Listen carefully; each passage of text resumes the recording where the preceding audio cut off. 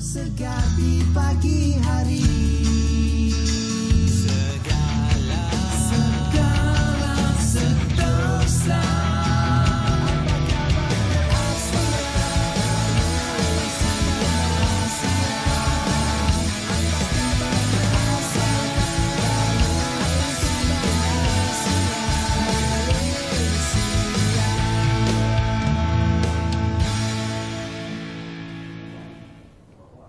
Itu dia pagi yang ceria, pagi yang indah. Hari Isnin dimulakan bersama kami, Nurul Hidayah dan juga Dini Ashraf dalam Apa Khabar Malaysia. Kami menggunakan warna-warna yang ceria untuk membangkitkan suasana yang harmoni dan juga keceriaan kepada anda di mana jua anda berada. Biasanya kalau waktu hari Isnin orang cakap Isnin dengan mandi blues, tapi sebab kita elak lah tak nak pakai warna biru. Kita pakai warna hijau pagi ni. Semoga sedap mata memandang jugalah biasa warna hijau ni kan.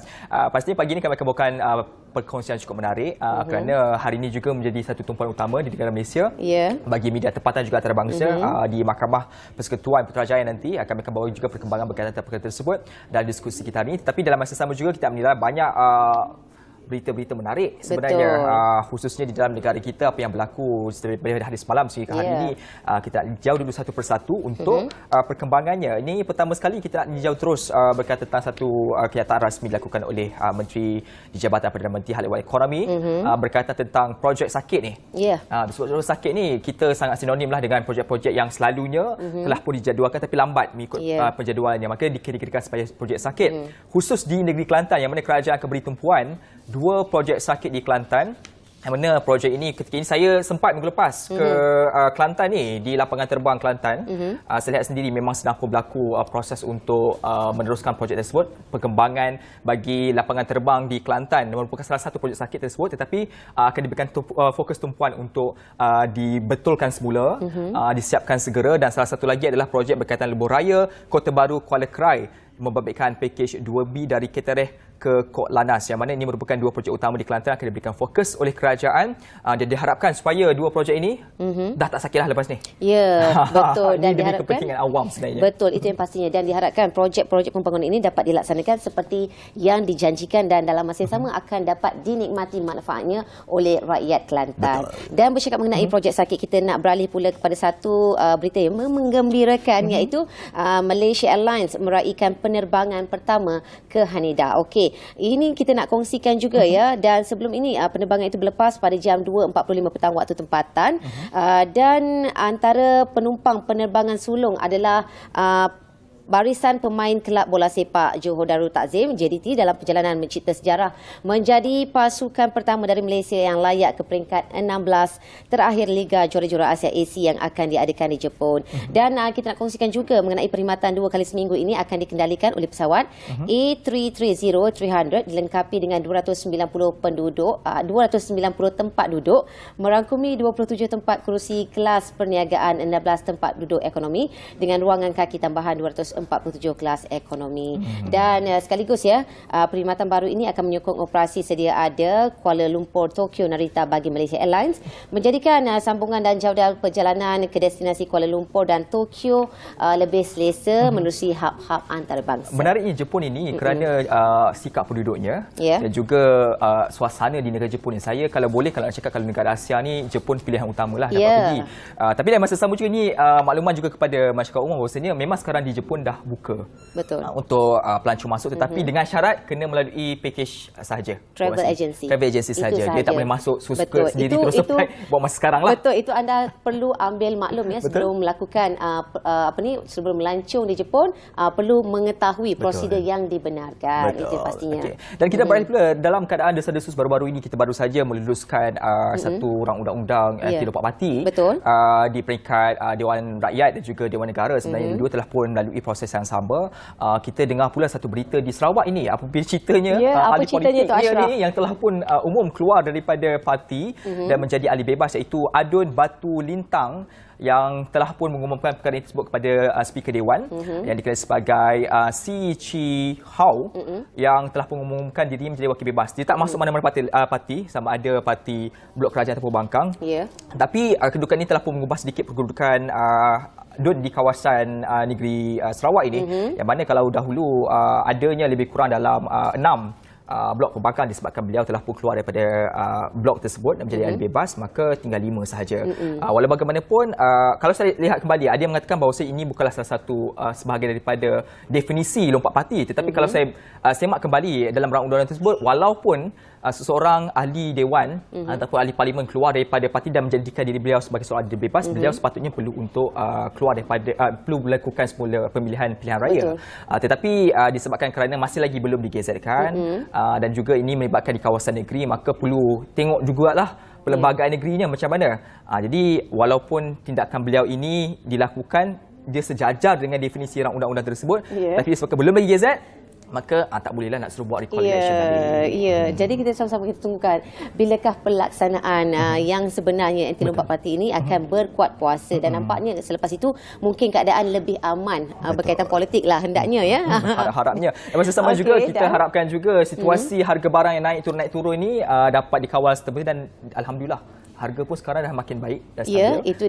Itu antara yang kita dapat, mungkin kita ucapkan tahniah kepada pertubuhan, iaitu jihad inflasi yang telah pun ditubuhkan, dan mungkin nampak ada progres di situ, ada nampak ada pengurangan harga situ dan kawalan harga terhadap harga barangan yang kebelakangan ini dilihat lebih munasabah berbanding sebelumnya. Tetapi kita nak bagi tahu juga mengenai anda kepada suasana, boleh ke portal eaduan.kpdnhep.gov.my untuk sebarang aduan ataupun ataupun melakukan panggilan di talian pusat ataupun aduan di 1800 886 800 ataupun email di eaduan@kpdnhep.gov.my. Ini kalau ada yang degil lah, masih lagi menaikkan harga dan memainkan manusia mungkin ada di kawasan tertentu yang masih lagi mempunyai masalah ataupun keadaan kenaikan harga yang tidak selari, anda boleh lakukan aduan di sana. Betul. Dan sebab kita terus saksikan perkembangan daripada bilik berita juga cuaca ramalan untuk hari ini. Itu yang pastinya. Jom kita saksikan.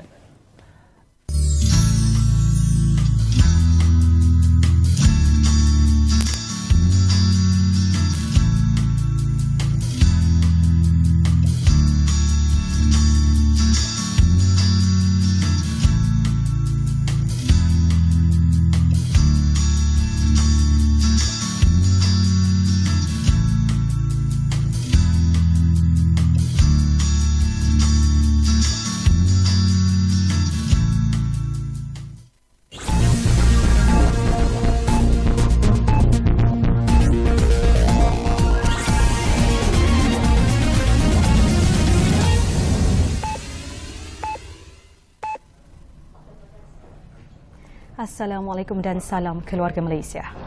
Bermula hari ini, bekas Perdana Menteri Datuk Seri Najib Tun Razak bakal melalui proses rayuan terakhir berhubung sabitan terhadap kes penyelewengan dana RM42 juta milik SRC International Sdn Bhd. Media melaporkan proses rayuan melibatkan ahli parlimen pekan itu di Mahkamah Persekutuan selama 10 hari. Datuk Seri Najib menghadapi 3 pertuduhan pecah amanah jenayah dan 1 pertuduhan menyalahguna kuasa pada 4 Julai 2018. Untuk perkembangan akan kami bawakan dalam buletin bernama 1 tengah hari nanti.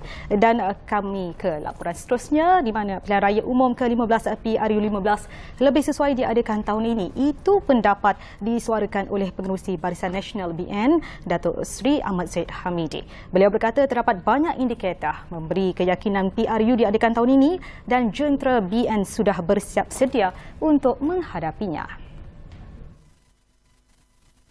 Datuk Seri Ahmad Zaid berkata antara indikator yang mendorong PRU15 lebih sesuai diadakan tahun ini dan bukan pada 2023 kerana memperlihatkan kepada faktor ekonomi dan kadar inflasi yang semakin meningkat. Ya, saya yakin ianya akan diadakan pada tahun ini juga kerana banyak indikator yang menyebutkan ke arah itu, dan saya merasakan bahawa kesiapsiagaan semua jentera BN di semua peringkat telah dimulakan. Ini juga dinyatakan oleh Perdana Menteri tadi, dan kita merasakan bahawa tahun depan tidak berapa sesuai untuk diadakan oleh kerana faktor-faktor ekonomi dan kadar inflasi yang akan bertambah, dan saya fikir tahun ini adalah paling sesuai untuk kita mengadakan. Kesiapsiagaan BN untuk menghadapi PRU15 telah dimulakan di semua peringkat dengan rancangan untuk bersaing dengan semangat underdog bagi memastikan jentera parti berusaha sebaiknya untuk memperoleh sokongan pengundi. BN perlu tangkas menangkis tomahan pembangkang terutamanya di media sosial dalam isu-isu berbangkit seperti isu kapal tempur pesisir LCS bagi mengelak ia daripada membunuh BN. Ahmad Zahid yang juga Presiden UMNO berkata, jentera BN tidak boleh menunggu sehingga tempoh berkempen untuk menjawab isu berkenaan.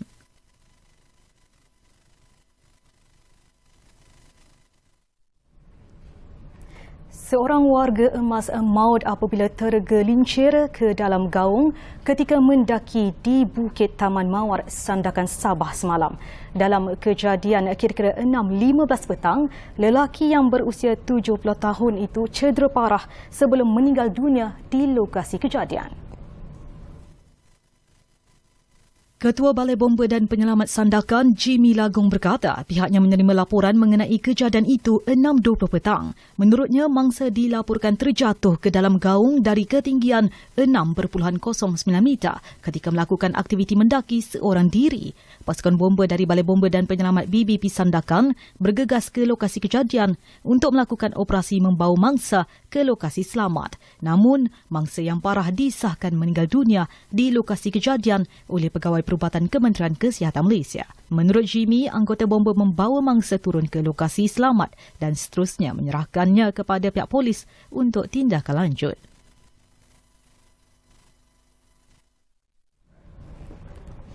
Baik, saksikan laporan lanjut dalam buletin bernama 1 tengah hari nanti dan layari bernama.com. Untuk itu, Assalamualaikum dan salam keluarga Malaysia.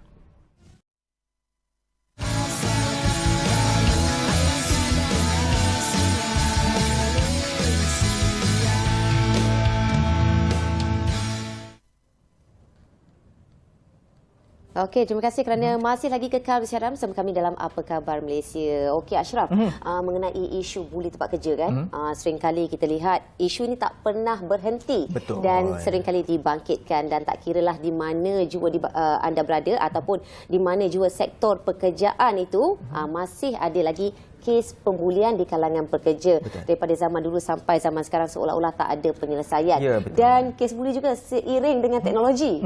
Itu yang juga kita nak bincangkan. Betul, kalau dulu mungkin buli itu di tempat kerja, di kawasan fizikal je. Kadang-kadang sekarang ni pun boleh dinamakan sebagai buli di tempat kerja, tetapi dibawa ke dalam alam cyber juga, dilanjutkan ke alam cyber juga. Lebih parah lagi tu. Dan selalu berlaku juga ni kalau senior dengan junior lah. Betul. Maksudnya kalau pekerja baru masuk ni pun antara yang berisiko tinggi dikenakan sebagai dibuli di tempat kerja. Betul. Tapi untuk bincangkan tentang perkara yang lebih lanjut, bagaimana kita nak memahami situasi sama ada kita dibuli ataupun tidak dan bagaimana untuk menyelesaikan perkara ini, sudah pun bersedia bersama kita iaitu Dr. Azmawati Muhammad Noor yang merupakan seorang pensyarah kanan Jabatan Psikologi dan Kaunseling Pendidikan Fakulti Pendidikan Universiti Malaya. Assalamualaikum Doktor, selamat datang. Waalaikumsalam. Terima kasih Ashraf, Nurul. Tapi yang pasti walaupun Nurul lebih senior daripada saya, dia tak bully kat saya lah. Alhamdulillah. Alhamdulillah. Okey, dengar ya. Okey, Doktor, dan mungkin kita terlebih dahulu lagi boleh menerangkan lebih lanjut kepada mereka di luar sana mengenai definisi bully di tempat kerja. Mungkin ramai yang tak pasti mengenainya. Okey, sebelum tu ya, izinkan saya dahulu untuk kongsikan ya tentang apa itu toxic environment. So bila kita katakan ya persekitaran toksik itu adalah satu keadaan organisasi di mana wujudnya budaya yang tidak sihat dan wujudnya tadi bila Ashraf sebutkan tentang senior bully junior dan adanya dengki, iri hati, semua itu adalah. Tetapi bila kita sebut bully, dia ada pembuli dan juga dia ada yang dibuli. So bila kita sebut gejala bully ni, kita selalu fikirkan tentang bagaimana bully ini akan mendatangkan satu kesan yang negatif, ya, seperti tadi yang kita terangkan persekitaran toksik. Bila dah negatif itu, dia akan memberikan ancaman.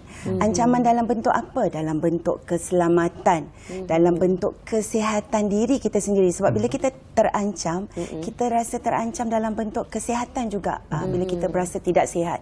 Dan bully ini, kita kata gejala bully ini dia boleh berlaku kepada sesiapa sahaja. Ya, Ashraf, dia tidak memilih kasih. Itu adalah budaya buli lah. Sedikit tentang apa itu buli. Bercakap soal buli, khususnya di tempat kerja ini, sebenarnya agak sukar kita nak merasai situasi adakah ini betul berlakunya keadaan buli tempat kerja. Kerana kita terbeban dengan tanggungjawab juga. Ada dua perkara penting. Bagaimana kita nak membanding bezakan titik tengah di antara bebanan kerja dan juga titik tengah di antara ini adalah lebih daripada bebanan kerja sepatutnya dilakukan dan dia anggap sebagai bentuk buli. Okey. Sebenarnya bila kita bicarakan tentang bebanan tugas, so kita semua ada, bila kita dilantik, kita ada job scope kita masing-masing. Betul. So kita tahu apa itu tugasan kita, ya. Dan bila kita nak katakan bebanan tugas, kadang-kadang Ashraf dan juga Nurul, saya pasti kita semua tahu bahawa bebanan tugas ni kadang-kadang dia datang tu bukan seperti yang kita plan. Dia datang tu tiba-tiba. Betul. Dan bila dia datang secara tiba-tiba itu, kadang-kadang bila kita kata kita boleh bawa dan orang tahu kita boleh bawa, kita akan diamanatkan untuk diberikan tugasan itu. So I think di sini mungkin kita boleh takrifkan tentang lebih baik untuk menjadi useful daripada useless. Di sini saya nak fahamkan tentang kita boleh mengambil pekerjaan itu sekiranya dia memang di bawah tanggungjawab kita. Cumanya di sini kita kena juga ambil maklum sekiranya bebanan tugas itu memang memadai dengan kompetensi kita. Dan sekiranya kita tidak mampu untuk menguruskan, itu nanti mungkin kita akan bincangkan di topik seterusnya. Cuma bebanan tugas yang melampau, itu kita kena kenal pasti. Tapi janganlah kita dengan mudah pula nak bila kita diberikan pekerjaan kita terus tolak. So itu mungkin kita kena faham tentang tugasan dan juga bezanya dengan buli. Macam yang Ashraf.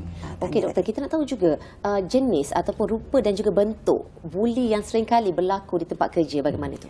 Okey, yang paling biasa kita dengar ialah buli tadi senior dengan junior. Yang antara kami tak berlaku. Okey, alhamdulillah senior dengan junior. Budaya ini adalah satu budaya yang tidak sihat. Kita kata bila junior atau baharu kenapa kita beri tugasan yang lebih sebab mereka hendak belajar. So ini dia diselindungkan di bawah atau di sebalik bebanan tugas. Ini mungkin tidak tepat. Itu satu. Satu lagi bentuk ancaman ialah bila kita dikasari. Bila dikasarilah secara fizikal maybe, dan sekarang ni macam tadi bila Ashraf kata cyberbullying, ya. So itu juga boleh berlaku apabila kita dikasari dalam bentuk emosi. Emosi kita terganggu. Itu satu. Dan bila kita kata emosi ni, dia sebenarnya bermula daripada kotak fikiran. Bila bermula daripada kotak fikiran kita, dia akan terus terhasilkan perasaan. Perasaan negatif. So lepas tu dia akan ditunjukkan dalam aspek tingkah laku. Dan seterusnya apa yang terancam. Kesihatan. Bentuk yang lainnya juga bila kita kadang-kadang terpaksa membuat sesuatu yang kita tidak mahu buat. Contohnya mungkin di sini ada gangguan seksual, ya, tetapi ini bukan topik tentang gangguan seksual. So kita pun tahu tentang akta yang baru dipaskan di Dewan Negara. Dan juga bentuk lainnya ialah bila kita kata di luar waktu bekerja. Especially kita sekarang berada dalam fasa masih endemik. Dulu yang pandemik itu kita dibebani dengan dihujani dengan pelbagai perkara melalui handphone ataupun komputer. So itu adalah pelbagai cara. Jadi buli datang dalam pelbagai bentuk. Contoh yang paling ketara juga, kalau Ashraf nak minta cuti, betul-betul nak perlukan bercuti tetapi tidak dapat cuti contohnya, itu juga boleh jadi satu form of bully. Dan satu lagi yang saya nak kongsikan ialah apabila dalam sesuatu aktiviti di tempat kerja tetapi kita tidak diajak. Kita tidak diajak tapi kita sebenarnya dalam satu kumpulan. Kita sepatutnya bersama-sama dengan mereka tapi kita tidak diajak bersama. Dan kita kadang-kadang kerja-kerja kita itu juga kita rasa macam disabotage. So itu mungkin salah satu bentuk di mana mereka bagi kita tugasan, siapkan tetapi tidak dibantu. So it comes in many forms sebenarnya. Okey doktor, kita nak tahu juga favoritism ataupun lebih digemari dalam sesuatu organisasi itu. Itu seringkali kadang-kadang kerap kali berlaku, ya. Dan adakah itu juga merupakan sejenis buli ataupun satu jenis buli juga? Bagaimana itu Datuk? Doktor. Okey, thank you Nurul. Soalan yang saya fikir sangat baik. Favoritism. bila kita mengatakan tentang favoritism, kita kena kenal pasti apa punca ataupun asalnya favoritism tu sendiri. Kenapa seseorang ataupun orang yang mungkin mempunyai kuasa ataupun senior tu lebih menyukai seseorang itu? Mungkin daripada segi cara kerja, cara berkomunikasi dengan orang di sekeliling, semua yang baik-baik belaka. Jadi mungkin itu adalah salah satu kenapa dia disukai. Tetapi kita juga sebagai orang yang mempunyai kuasa ataupun the bosses ya, dan senior management ke, kita kena faham bahawa ini adalah mungkin tidak sihat, kerana bila kita bekerja kita kena adil kepada semua. Kita tidak boleh kata bahawa seorang ni buat kerja bagus, saya suka dia saja. Dan kalau nak dapat pergi travel overseas pun dialah, naik kenaikan pangkat pun dialah, KPI pun dialah. Jadi saya rasa di sini dia mungkin boleh jadi daripada segi emosi bully kepada yang lain. Ya, apabila mereka melihat perkara ini berlaku dan ketidakadilan, ketidakseimbangan tadi, itu yang saya katakan tadi, ada persekitaran yang toksik.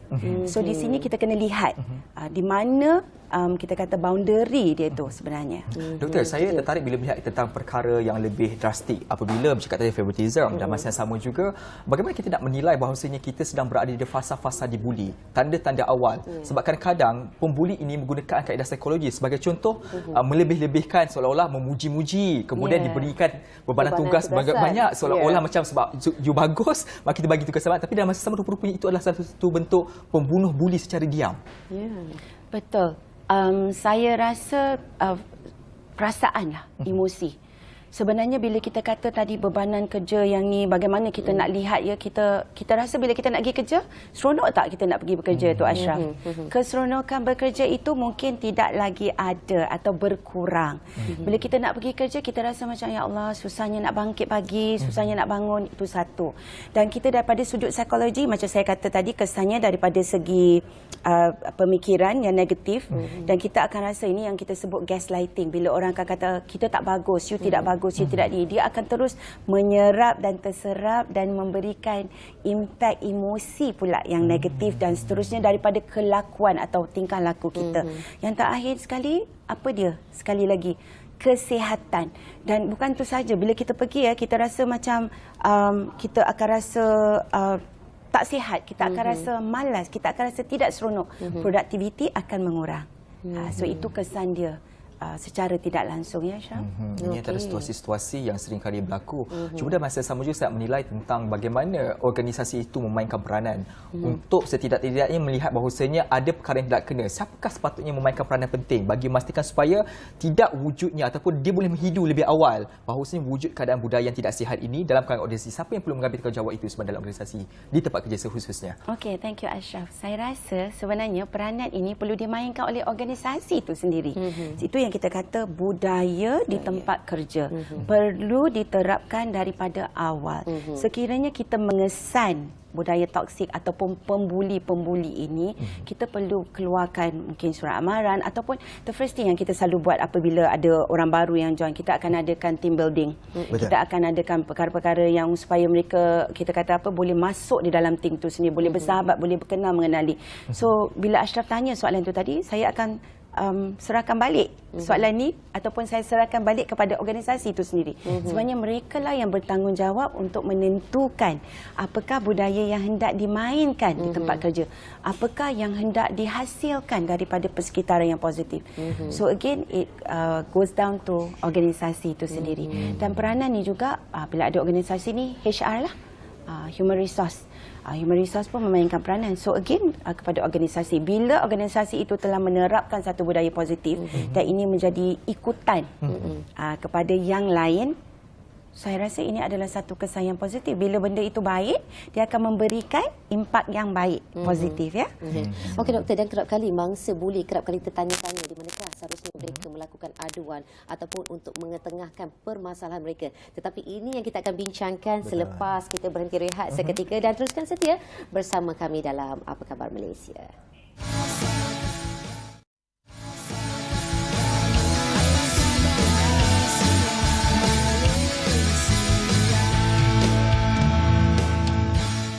Okey, Okay, masih lagi bersiaran bersama dengan Dr. Azmawati Muhammad Nur membincangkan mengenai buli di tempat kerja. Buli di tempat kerja bukan isu yang baru, sering kali berlaku dan mungkin sedang berlaku di kalangan kita ketika ini. Dan doktor, seperti yang saya tanyakan tadi sebelum kita berhenti rehat seketika, apakah yang perlu mangsa buli lakukan untuk mengetengahkan permasalahan mereka ini?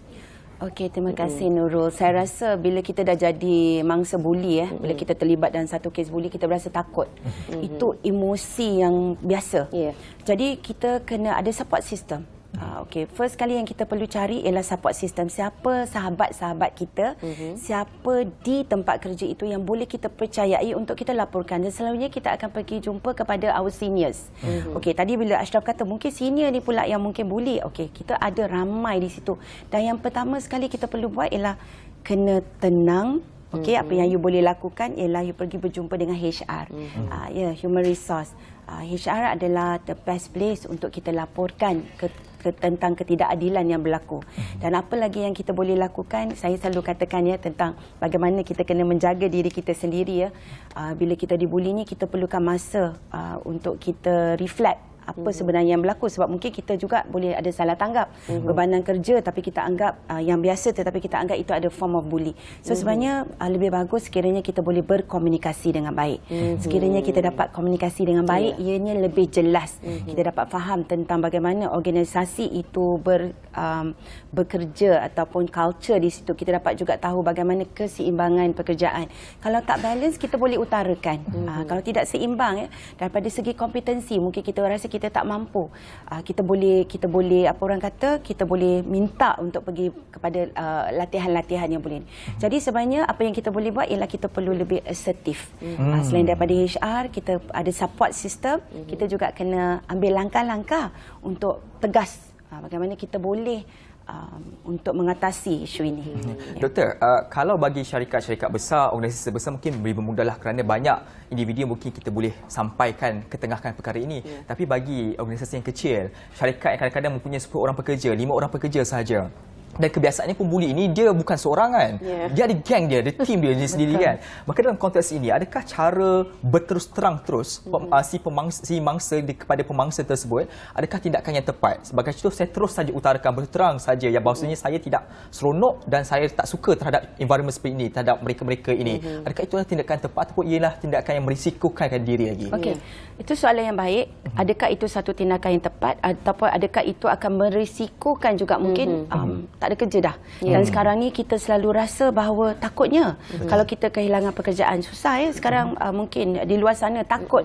Perasaan takut itulah yang kita perlu atasi, Ashraf. Sebenarnya kita kena tanya diri, apa yang kita hendak? Adakah kita okey dalam keadaan begini? Because bully, apabila dibuli, emosi dia akan memberikan kesan yang jangka panjang. Daripada segi kesihatan, badan boleh menggigil, jantung boleh berdegup dengan laju. Anxiety boleh daripada stres fizikal sahaja. Stres memberi kesan fizikal, dia boleh melarat kepada kebimbangan, dan kebimbangan yang berlarutan akan bawa kepada kita risaukanlah, takut terjadi kepada depresi. So soalan Ashraf tadi sangat bagus.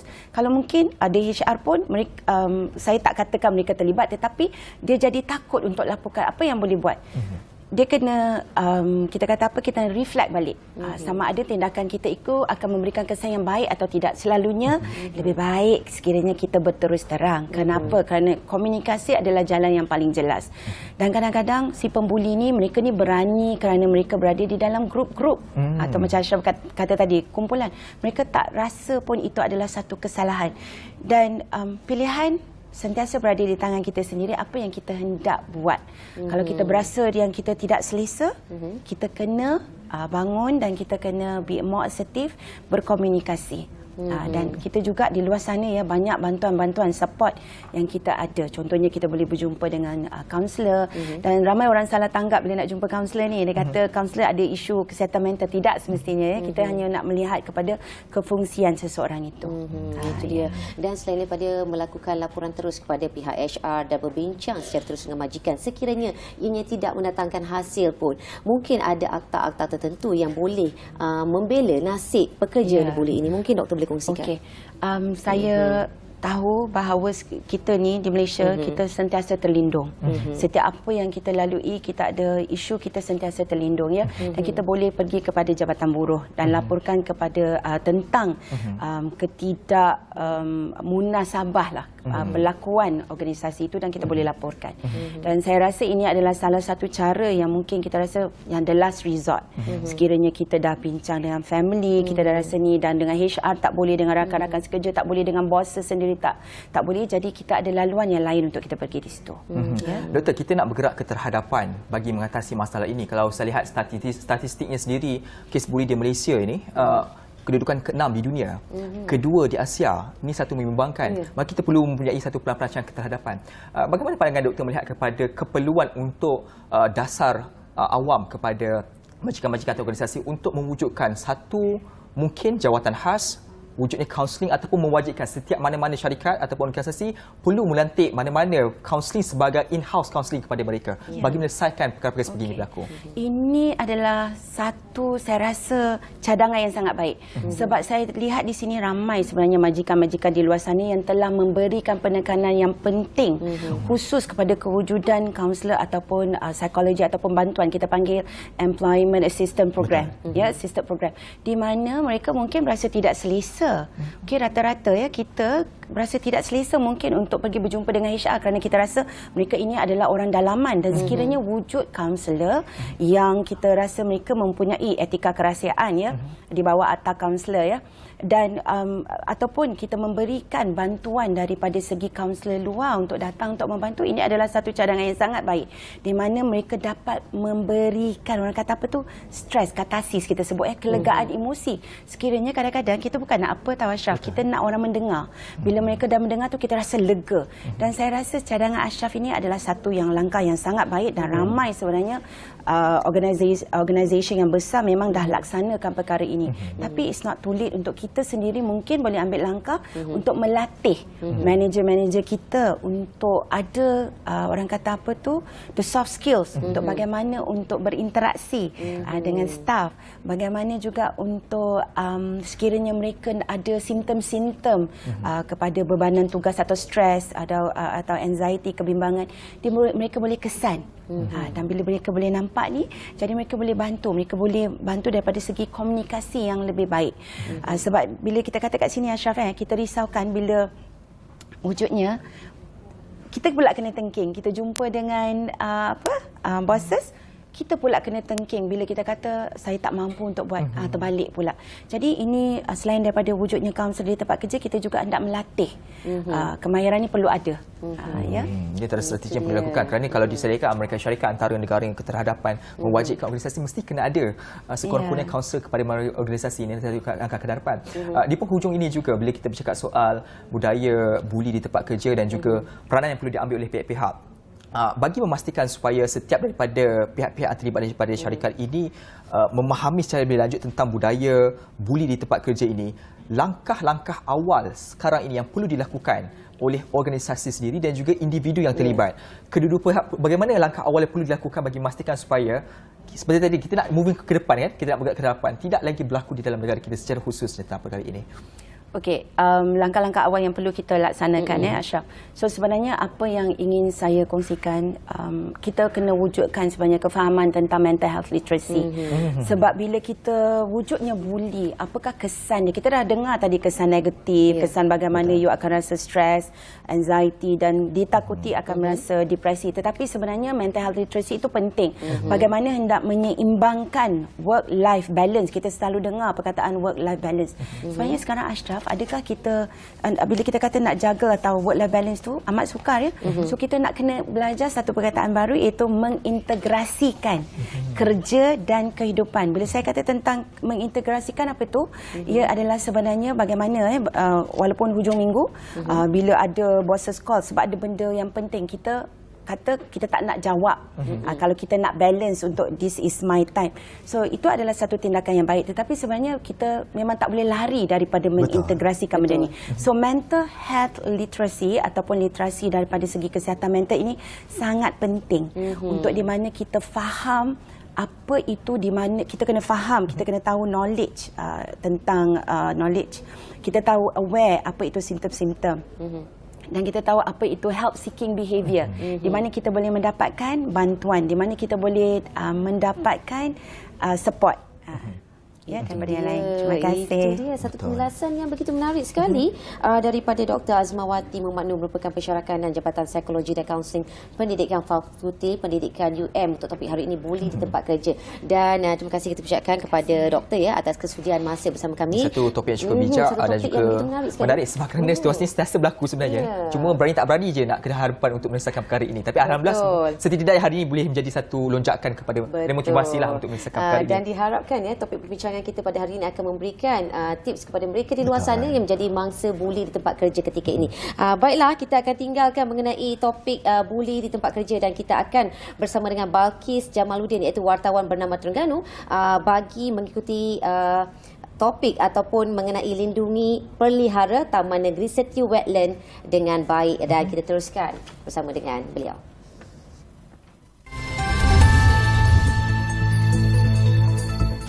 Terima kasih rakan setugas di Kuala Lumpur. Baru-baru ini berlangsungnya Majlis Perasmian Festival Setiu Wetlands 2022 yang disempurnakan oleh Menteri Besar Terengganu, Datuk Seri Dr. Ahmad Samsuri Mohtar. Ketika berucap pada majlis tersebut, Datuk Seri Ahmad Samsuri berkata, destinasi tarikan pelancong yang terletak di daerah Setiu ini amat kaya dengan khazanah paya laut dan ia perlu dipelihara dan dilindungi dengan baik demi generasi akan datang. Dan kawasan di Setiu Wetlands juga dihuni oleh pelbagai spesies flora dan fauna, katanya, yang memberi pulangan baik kepada komuniti daripada aspek ekonomi, kelangsungan hidup dan juga ekosistem, yang mana ia mempunyai nilai yang tinggi dan perlu dipelopori secara berkesan dan berterusan. Menurut beliau, Festival Setiu Wetlands 2022 yang berlangsung dari 4 hingga 7 Ogos yang lepas bertujuan meningkatkan kefahaman komuniti setempat mengenai keunikan alam sekitar semula jadi tanah bencah yang mempunyai kepentingan penjagaan ekosistem dari segi sumber bekalan air, kawalan banjir, penghalang ribut, kawalan hakisan pantai, pemeliharaan biodiversiti serta ekopelancongan.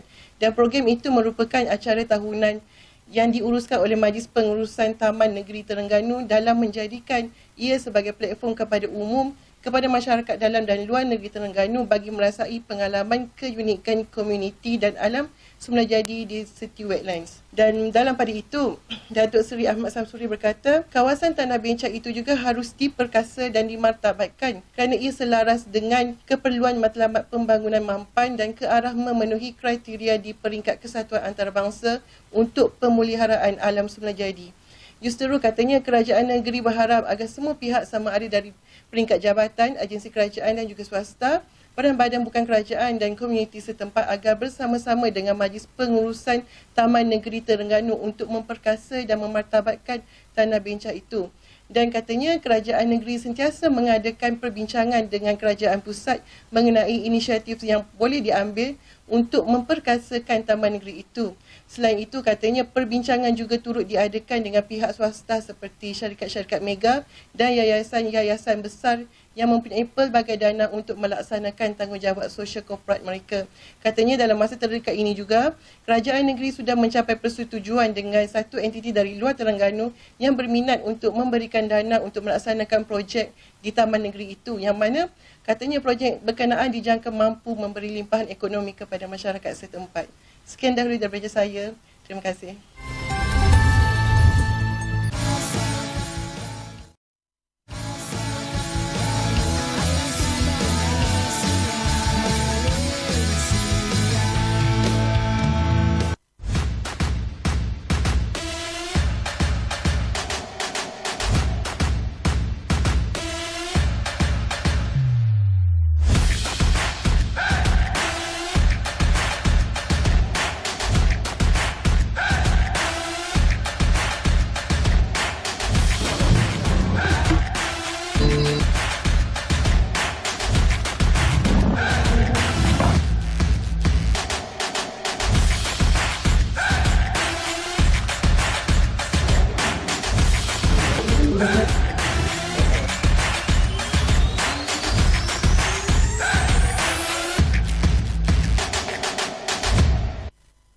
Itu dia dapat kita saksikan ya. Macam-macam ada.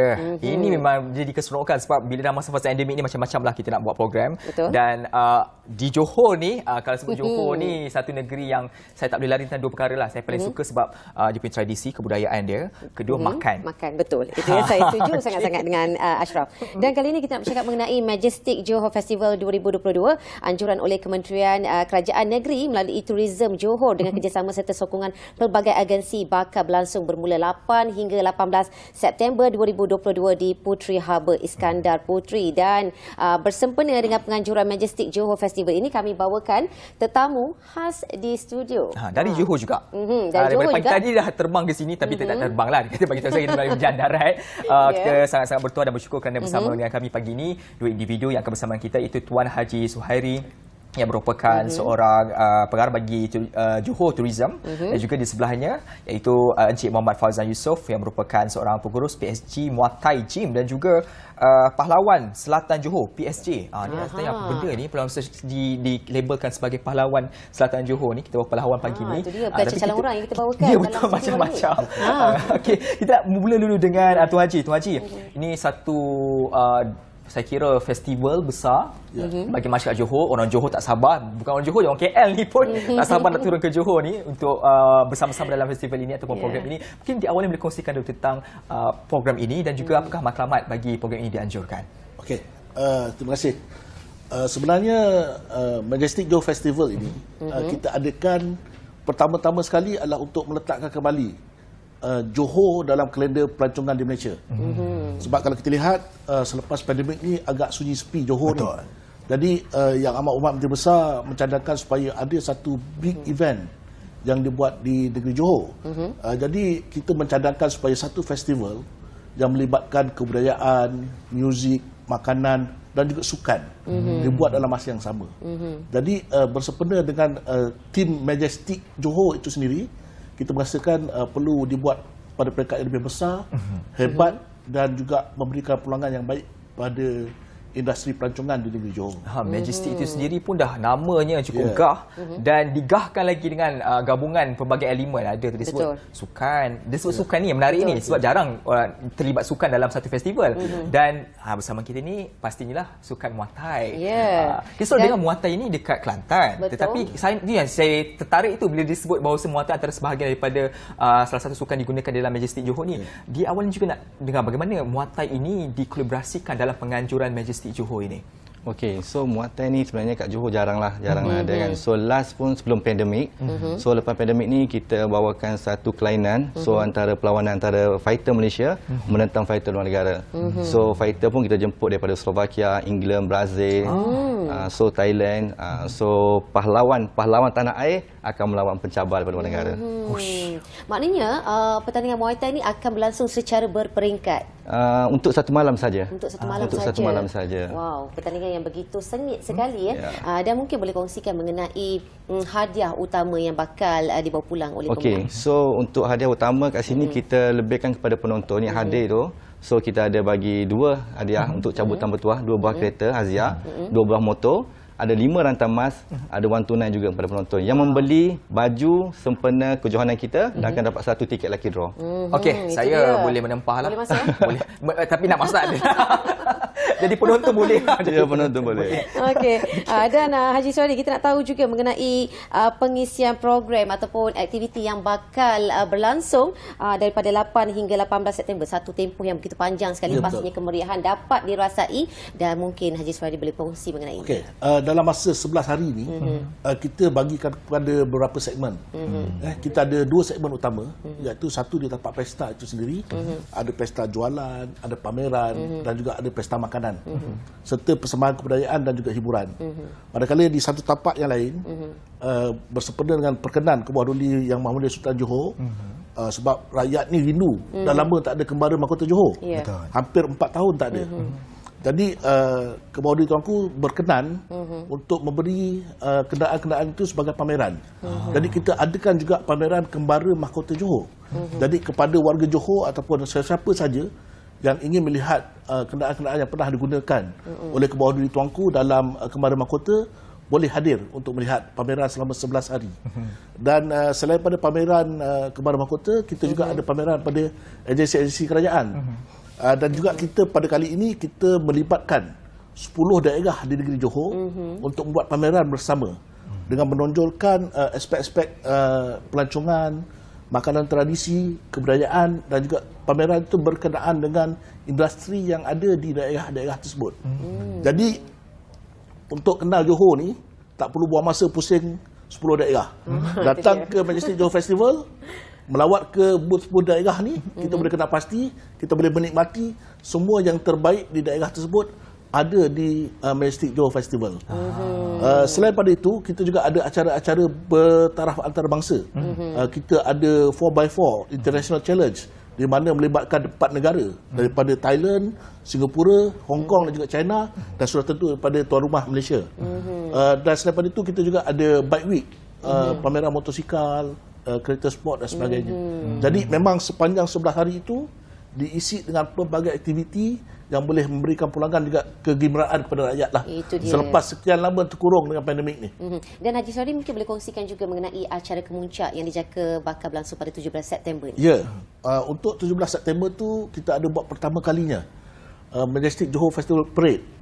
Itu perarakan pada waktu malam yang melibatkan persembahan kebudayaan, persembahan daripada brass band.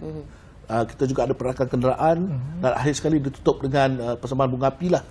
Dan program ini akan diresmikan oleh Yang Amat Berhormat Menteri Besar Johor. Jadi kita menyeru pada rakyat Johor, datanglah beramai-ramai pada 17 hari bulan September jam 9 malam bertempat di Iskandar Puteri, di Puteri Harbour Iskandar Puteri, untuk bersama-sama menikmati persembahan yang dipersembahkan oleh kerajaan negeri di bawah Tourism Johor untuk rakyat Johor. Saya tertarik kerana banyak dia sebut tadi ada 10 daerah, tetapi tak payah nak susah-susah pergi ke keliling ni, pergi satu tempat saja. Tak tahu kat mana sebenarnya program ini akan dijalankan. Kita akan adakan di Puteri Harbour, Iskandar Puteri. Kenapa pemilihan Puteri Harbour dipilih sebagai lokasi utama untuk pelancongan kali ini? Untuk makluman, Puteri Harbour ni adalah kawasan tarikan pelancongan yang baru. Kita baru develop Puteri Harbour ni dalam lingkungan 15 tahun. Sebab sebagai pusat pentadbiran Nusajaya, kita ada Puteri Harbour ni sebagai supporting untuk kemajuan ekonomi di kawasan tersebut. Jadi salah satu tarikan pelancongan yang ada di sini ialah di kawasan Iskandar Puteri. So kita cuba untuk mempromosikan kawasan ini sebagai kawasan tarikan pelancongan baru. Saya tertarik bila menyebut tentang satu kawasan terbaru di kawasan Puteri Harbour ini tentang mobilasi penduduk-penduduk untuk bergerak ke sana. Kalau di Johor Bahru tu aksesnya kita ada pengangkutan awam yang cukup hebat di Johor. Kalau di kawasan tersebut adakah disediakan kemudahan pengangkutan untuk masyarakat daripada seluruh kawasan itu bergerak ke sana? Kita menyediakan dengan kerjasama daripada pengangkutan awam Johor, kita menyediakan 6 bas transit untuk membawa orang ramai ke kawasan pesta ni. Jadi jangan risau. Itu dia. Jangan ada kerisauan ataupun kebimbangan. Anda boleh ke sana untuk berkunjung ke sana tanpa ada sebarang masalah pengangkutan, itu yang pastinya. Dan kita nak berkongsi juga bersama dengan Cik Fauzan pastinya mengenai aktiviti yang akan berlangsung, iaitu pertandingan Muay Thai. Ada sebanyak mana kategori yang akan dipertandingkan? Kalau kategori yang dipertandingkan kita ada 7, 7 perlawanan. So berbeza kategori lah. So 7 perlawanan ni antara kilogram daripada 55 kilo hingga 70 kilo. So yang menariknya juga kat sini kita ada perlawanan kacuik. Muay Thai kacuik ni adalah perlawanan yang memakai tali. Tidak pakai glove. Tapi ini adalah fighter yang profesional lah. So yang memang dah mempunyai pengalaman cukup untuk kita pertandingkan kat sana. Bicara soal Muay Thai ini, dia satu biasanya kan, kalau saya sempatlah saya tengok menonton Muay Thai di luar negara sebenarnya. Thailand pernah lah tengok kan. Keseronokannya bila aksi-aksi yang mendebarkan itu ada, dan juga bagaimana masing-masing pandai membela diri dan mempertahankan diri. Dalam konteks ini, apa janji yang ingin diberikan kepada penonton-penonton yang hadir bagi menyaksikan Muay Thai ini? Okey, apa janji saya kat sini adalah memberi kepuasan kepada penonton, sebab fighter yang kita jemput adalah merupakan antara fighter kepada One Championship mewakili Malaysia. So antara 7 fighter yang akan mewakili Malaysia adalah 4 adalah mewakili di kejohanan One Championship dunia. So diorang ni mempunyai pengalaman yang cukup lah untuk memuaskan hati penonton. Bukan biasa-biasa tu Ya, itu dia. Nampak sangat ya kemeriahan di sana. Orang kata apa, belum lagi bermula tetapi kemeriahan ini dapat dirasai di dalam studio. Saya tengok gambar kat belakang ni pun saya nampak dah betapa semangat dia dan betul memeriah ini Itulah, grand tu. Clear mata saya tengok duit, duit di belakang ni kan. Jadi jangan lepaskan peluang anda untuk berkunjung. Okey, dan Tuan Soni, Haji Soni, kita nak tahu juga lebih lanjut mengenai penyertaan. Pastinya dalam satu-satu festival ini pastinya penyertaan melibatkan pelbagai pihak dan kali ini melibatkan pihak mana? Okey. Sudah pastinya Kerajaan Negeri Johor menyokong program sebegini dan juga kita mendapat kerjasama yang erat daripada semua pejabat-pejabat daerah di Negeri Johor, 10 daerah untuk bersama-sama menyertai pameran. Kita juga dapat kerjasama daripada Perbadangan Usahawan Johor di mana mereka mempromosikan produk-produk usahawan negeri Johor. Kita juga dapat kerjasama yang baik daripada Majlis Bandaraya Iskandar Puteri sebagai tuan rumah secara bersama menganjurkan program ini. Sebab Iskandar Puteri inilah kawasan baru. So Majlis Bandaraya Iskandar Puteri dipertanggungjawabkan untuk membangunkan kawasan ini.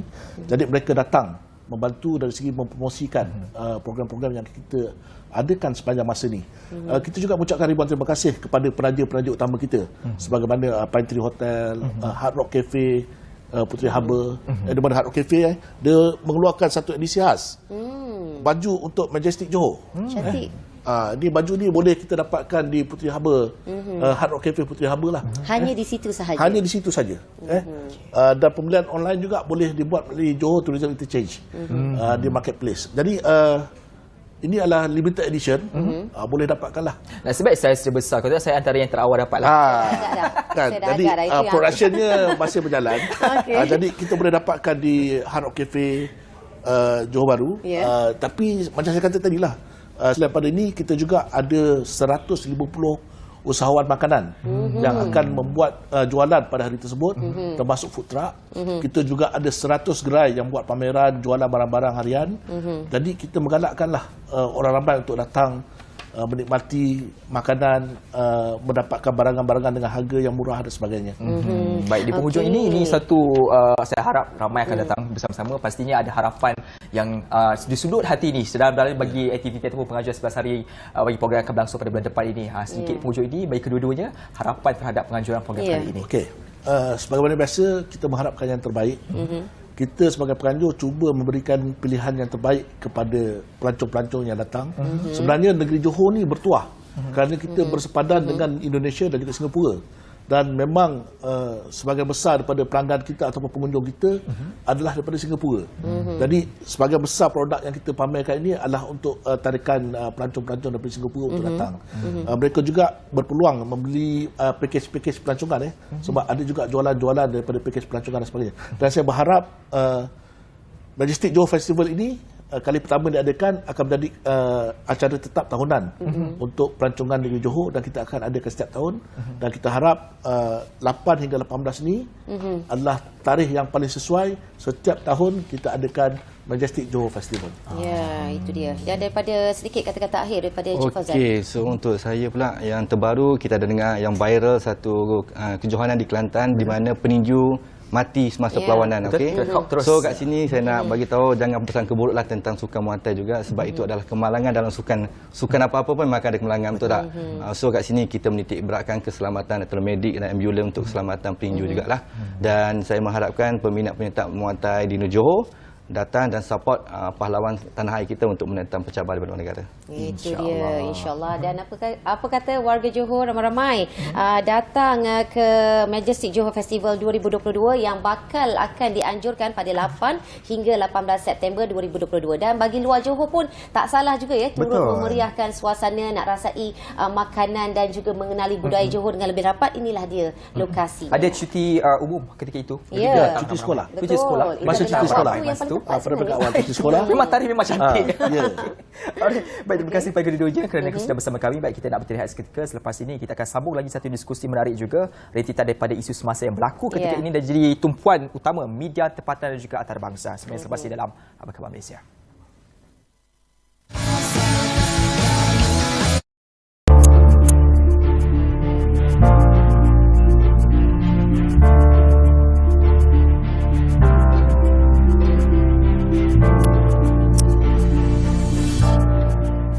industri ayam merupakan satu industri yang stabil di negara kita.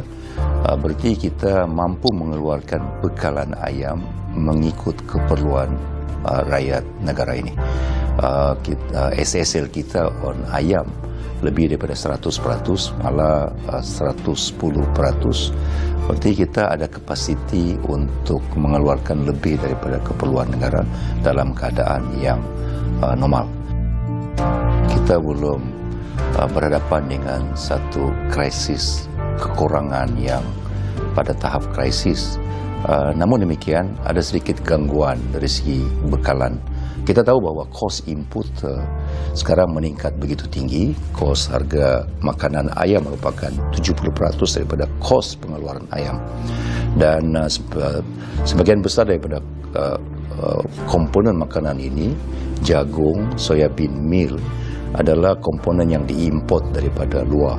Sebab itu kita tertakluk kepada kenaikan harga pasaran antarabangsa dalam mengimport komponen makanan ayam ke negara kita. Jadi dalam berbuat demikian, kerajaan memberi subsidi untuk menampung perbezaan kos pengeluaran dengan harga sekatan yang dilaksanakan oleh kerajaan, semata-mata untuk memberi peluang bagi rakyat Malaysia membeli ayam pada harga yang rendah. Jadi kos itu ditampung dalam bentuk subsidi. Kerajaan mengambil keputusan untuk memberi kelonggaran dan kebenaran kepada siapa saja untuk membawa masuk ayam daripada luar negara. Jadi ini merupakan satu tindakan jangka masa pendek yang dibuat oleh kerajaan bagi memastikan kita mendapat bekalan ayam yang berterusan. AP dikenakan pada asasnya adalah untuk melindungi industri, tetapi bila kita berhadapan dengan kekurangan, kerajaan meleraikan keperluan AP dan membenarkan kemasukan ayam daripada luar. Kerajaan kini membenarkan ekspor produk hiliran ayam termasuk coloured chicken dan day old chick daripada parent stock itu, tetapi cuma mengekalkan pengharaman terhadap broiler, ayam berdaging dan whole chicken. Tentu itu merupakan langkah yang terbaik yang diambil oleh kerajaan. Namun seperti yang dimaklumkan, langkah ini merupakan satu langkah sementara. Apabila pengeluaran ayam mencukupi dan melebihi daripada keperluan, kerajaan tentu sekali akan mengkaji semula pengharaman ekspor yang dikenakan pada ketika ini.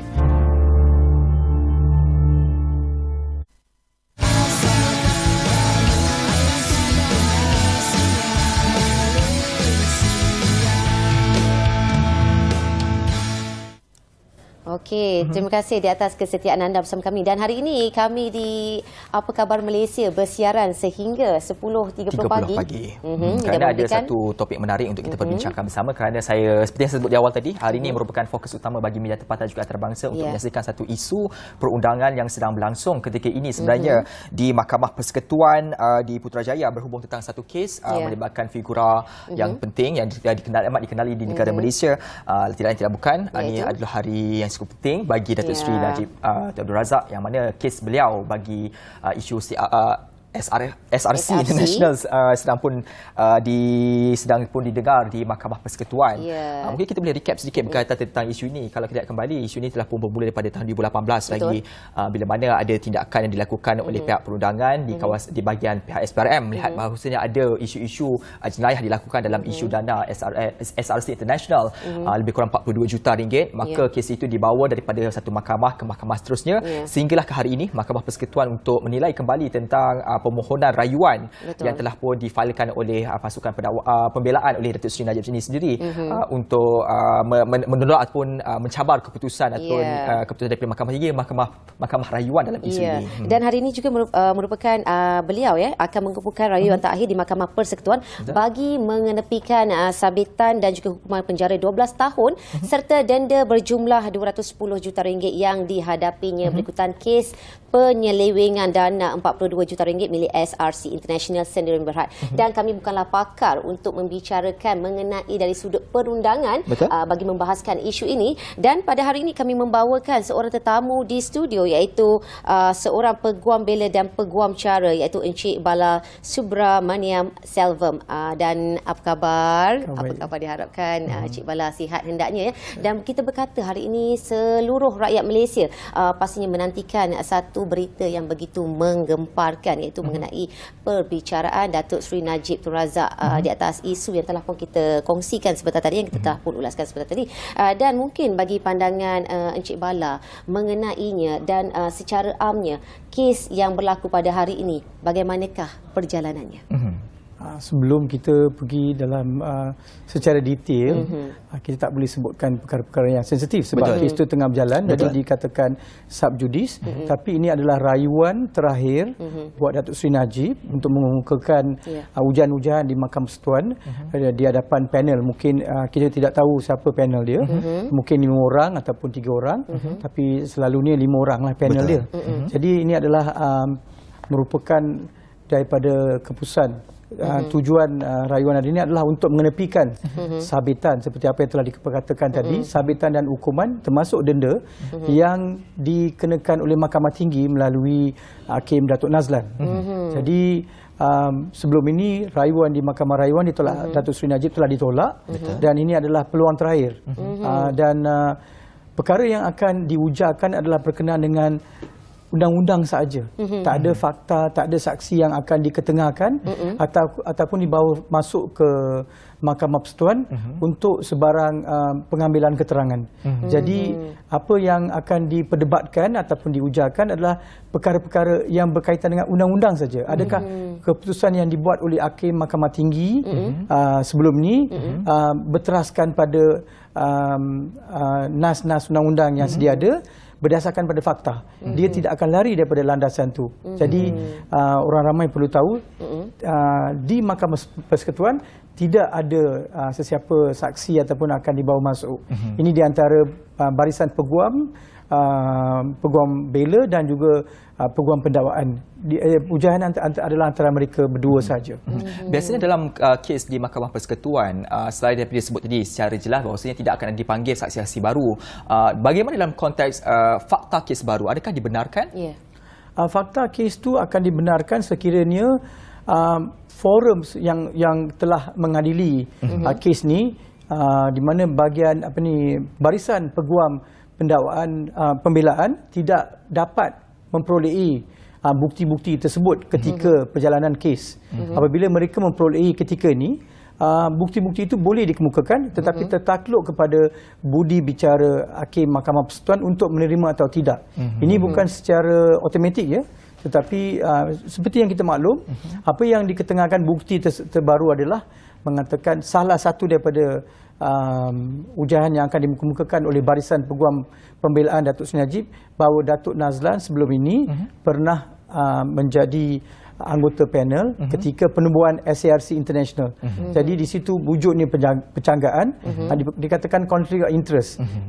Beliau sedia maklum tentang penubuhan SARC International, dan beliau juga telah mengadili dan menghukum Datuk Seri Najib.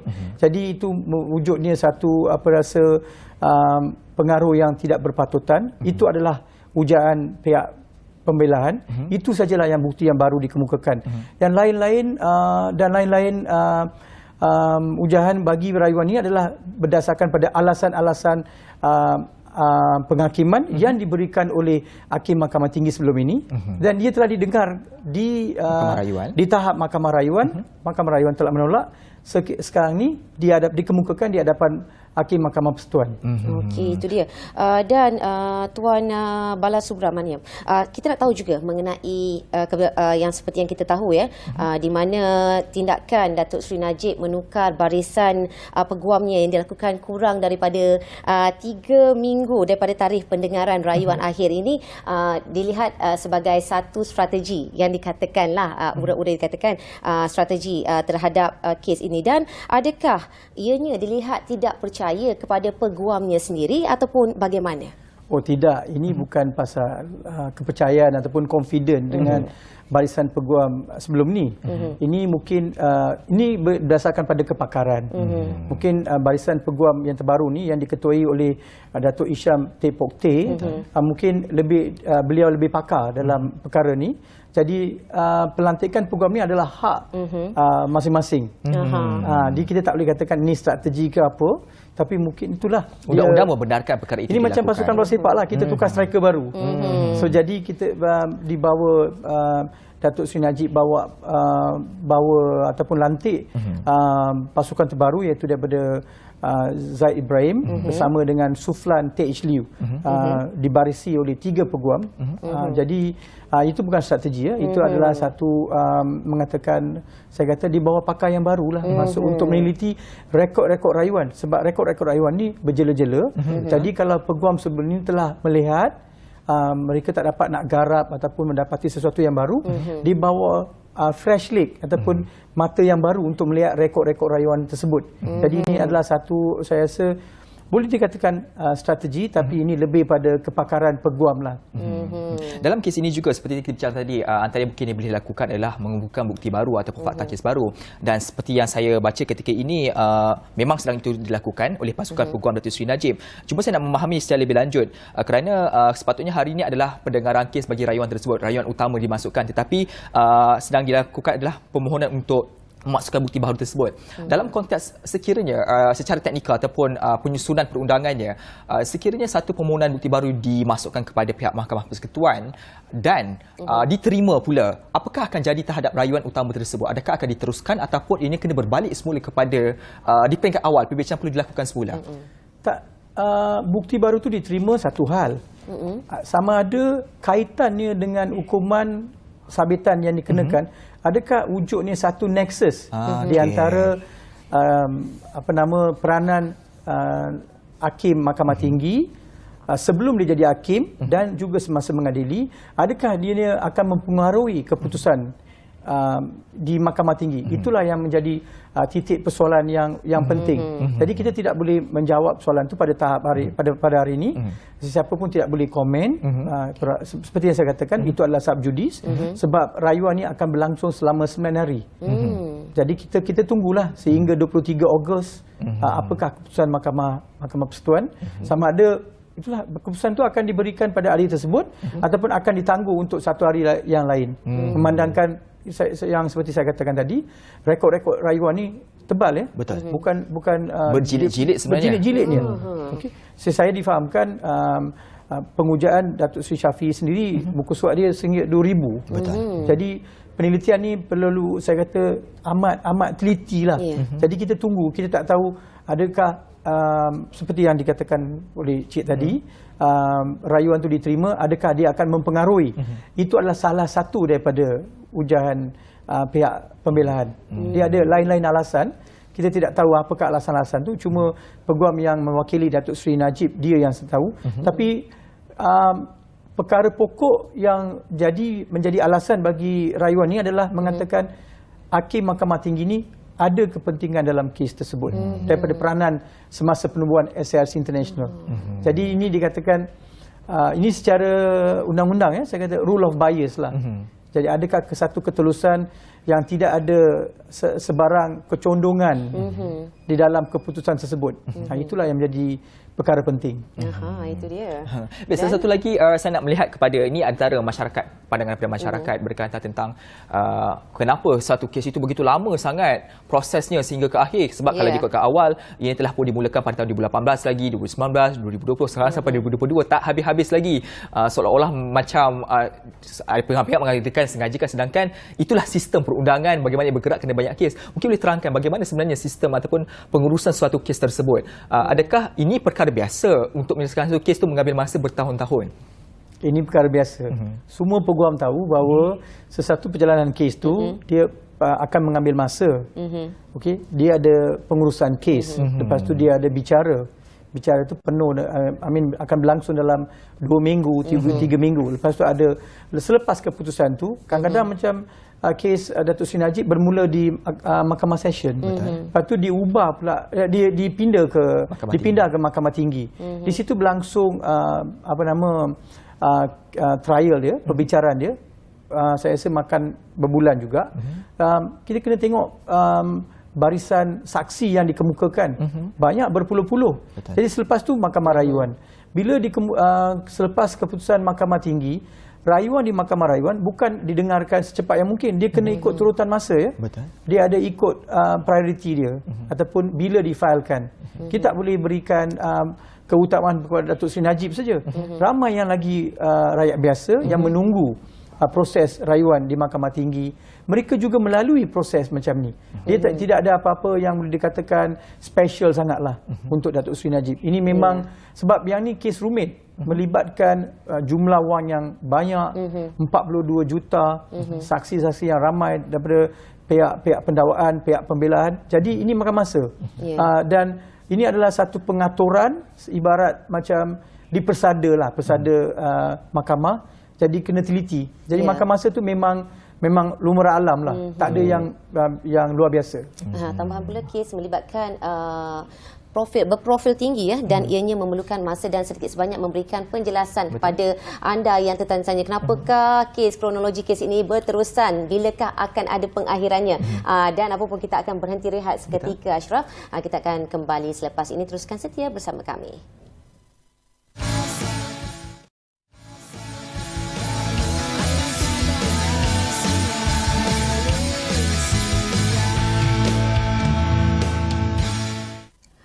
Itu dia. Terima kasih di atas kesetiaan anda. Terus lagi dalam situasi panas. Hari ini kami membincangkan mengenai perjalanan dan juga kronologi kes Mahkamah Datuk Seri Najib Tun Razak yang berlangsung ketika ini. Betul, yang telah pun sedang didengar oleh 5 hakim yang arif di Mahkamah Persekutuan, yang mana ianya sedang dipengerusikan oleh Ketua Hakim Negara Tun Tengku Maimun Tuan Mat bersama dengan lagi 4 orang hakim-hakim yang cukup arif dalam bidang perundangan ini untuk mendengar kes tersebut. Okey, dan kita nak tanya lagi soalan seterusnya. Pastinya soalan panas yang ingin kita bincangkan, di mana Tuan Bala, sekiranya permohonan bukti baru yang dikemukakan oleh Datuk Seri Najib ya terhadap kes ini diterima oleh mahkamah, bagaimana kes ini akan berlangsung dan bagaimana sebaliknya juga? Kalau diterima keputusan, bukti baru tu, mereka juga mempunyai alasan-alasan lain untuk rayuan, diterima, maknanya kalau panel hakim Mahkamah Persekutuan berpihak pada pembelaan ataupun ujian-ujian barisan peguam pembelaan Datuk Seri Najib, kes itu akan dihantar semula ke Mahkamah Tinggi. Maknanya ia akan berulang lagi sekali-sekali mengikut proses yang baru. Dia kata send for retrial dekat Mahkamah Tinggi, dan proses itu akan bermula sekali lagi dan akan didengar oleh hakim Mahkamah Tinggi yang lain untuk ketulusan pengadilan kes tersebut. Itu yang akan berlaku. Itu sekiranya diterima. Dan apakah akan berlaku sekiranya ianya tidak diterima, ditolak? Maka sabitan hukuman dan juga denda, hukuman penjara akan dikekalkan. Datuk Seri Najib perlu menjalani hukuman tersebutlah. Dia akan ditahan serta-merta apabila Mahkamah Persekutuan memutuskan keputusan Mahkamah Tinggi dikekalkan, rayuan ditolak. Ini mungkin bagi mereka yang tidak berapa mahir tentang sistem kehakiman negara ini, selepas Mahkamah Persekutuan ada atau tak lagi mahkamah selanjutnya yang boleh mendengar kes tersebut, mendengar rayuan tersebut kalau tidak diterima? Kalau dalam keadaan-keadaan tertentu berlakunya semakan kehakiman dengan keputusan Mahkamah Persekutuan sendiri, tapi mereka mempunyai satu isu yang luar biasa untuk Mahkamah Persekutuan mendengar semakan keputusan tersebut. Tapi perkara ni boleh berlaku atau tidak, kita tunggu dan lihat pada keputusan Mahkamah Persekutuan pada 23 Ogos ataupun di satu hari yang ditentukan oleh Mahkamah Persekutuan untuk memutuskan apakah keputusan rayuan Datuk Seri Najib. Saya ada satu soalan yang mungkin saya kira ini masyarakat juga bertanya tentang perkara yang sama. Kerana mereka melihat bahawasanya bila mana keputusan di Mahkamah Tinggi diumumkan dan didapati individu tersebut bersalah, maka secara serta-merta hukuman itu akan dilaksanakan. Tetapi mereka membuat berbeza dengan kes Datuk Seri Najib. Kenapa selepas keputusan Mahkamah Tinggi memutuskan bersalah, Mahkamah Rayuan memutuskan bersalah, ianya tidak dilakukan hukuman serta-merta dalam kes seperti ini? Tak. Sebab Datuk Seri Najib telah memohon menangguh pelaksanaan hukuman tersebut. So hukuman tersebut ditangguhkan. Itu memang hak Datuk Seri Najib untuk memohon penangguhan. Dan ini berlaku kepada ramai rakyat jelata yang juga disabitkan kesalahan.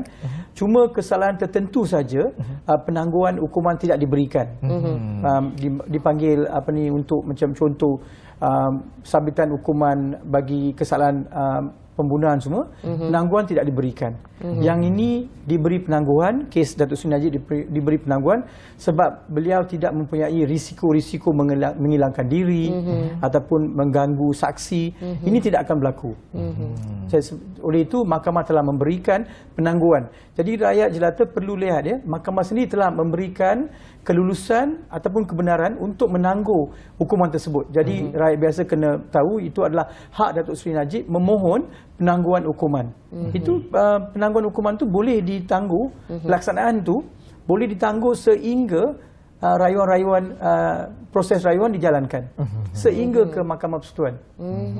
Itu dia. Itu antara yang perkara yang perlu kita fahami secara jelas. Maksudnya ia bukanlah kepada Datuk Seri Najib saja, tapi kepada mana-mana pihak berlangsung kepada kesalahan kes yang sedang dibicarakan atau didakwa tersebut. Okey, baik. Dalam masa sama juga kita nak menilai secara keseluruhan tentang isu ini kerana ia menjadi tarikan kepada kita kerana ia satu kerana adalah figura penting. Kedua dalam masa sama ia merupakan satu isu yang cukup berat ataupun besar dan kompleks. Dalam konteks pemulihan ataupun ayat mudah saya menyebut bahawasanya dalam konteks bagaimana kita melihat tentang sistem kehakiman di negara kita, perundangan kita melalui kes ini.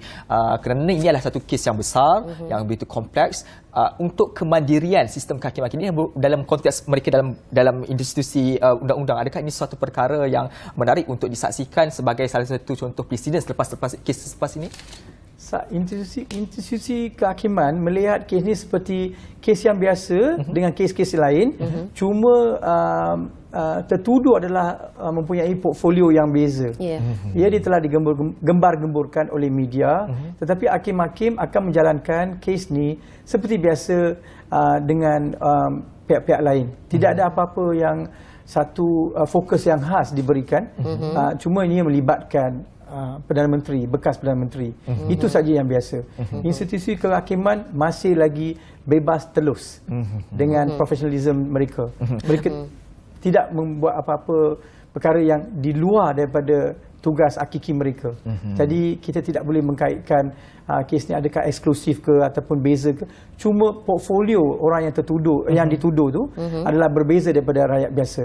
Ialah bekas Perdana Menteri. Itu saja yang membezakan. Baik, di penghujung ini kita sedia maklum bahawasanya ia akan berlaku bersidang selama 9 hari. Pada kebiasaannya, bila keputusan akan diumumkan, adakah dia ada waktu tertentu selepas hari terakhir pembicaraan dilaksanakan ataupun ia bergantung kepada hakim itu sendiri? Itu saya pun tidak tahu. Kita sendiri pun tak tahu. Kadang-kadang hakim akan tangguh keputusan itu untuk satu hari yang kelak. Tapi saya rasa mungkin itu yang akan berlaku sebab membandukan pada jilid-jilid rekod rayuan yang banyak, mungkin keputusan akan diberikan kemudian. Bukan serta-merta pada tarikh 23 Ogos ni. Kita tunggu dan lihatlah. Sebab sebelum ni dekat Mahkamah Rayuan, Hakim Datuk Yang Arif Datuk Karim telah memberikan keputusan serta-merta bahawa rayuan ditolak. Tapi di sini kita tunggu dan lihatlah. Bergantung kepada mahkamah yang akan bersidang keputusan. Itu dia antara dapat kita simpulkan mengenai perbincangan kita hari ini bersama dengan Peguam Bela dan juga Peguam Syara, iaitu Tuan Bala Subramaniam Selvam. Di atas saya kirakan penjelasan yang cukup detail sekali. Dan mungkin agak yang bagi kita sebagai rakyat Malaysia yang sebelum ini tak begitu memahami sistem kehakiman Malaysia dan dapat diperjelaskan dengan lebih lanjut lagi kenapa proses ini memakan masa yang begitu panjang. Betul. Dan kita akan teruskan berikan puan terhadap berita ini. Wartawan-wartawan kami di Bernama juga akan memberikan laporan dari semasa ke semasa dan kami akan bawakan juga perkembangannya dari semasa ke semasa sehingga kes ini tamat dan kita harapkan supaya setiap daripada kita tidaklah melakukan komen-komen yang bersifat subjudis kerana kita berikanlah peluang kepada mahkamah yang adil dan juga hakim yang bijaksana untuk melaksanakan tugas mereka kerana mereka lebih pakar tentang isu-isu dan juga perkara ini. Dan juga pada Datuk Seri Najib. Juga betul. Itu dia. Dan apa pun menjadikan teruskan setia bersama kami di Bernama, teruskan mendapatkan laporan-laporan terkini menerusi saluran berita Bernama. Dan nampaknya saya Ashraf Salim mengundur diri bersama dengan rakan saya yang tak buli saya ni. Itu saja daripada kami. Assalamualaikum dan selamat tinggal. Jumpa lagi.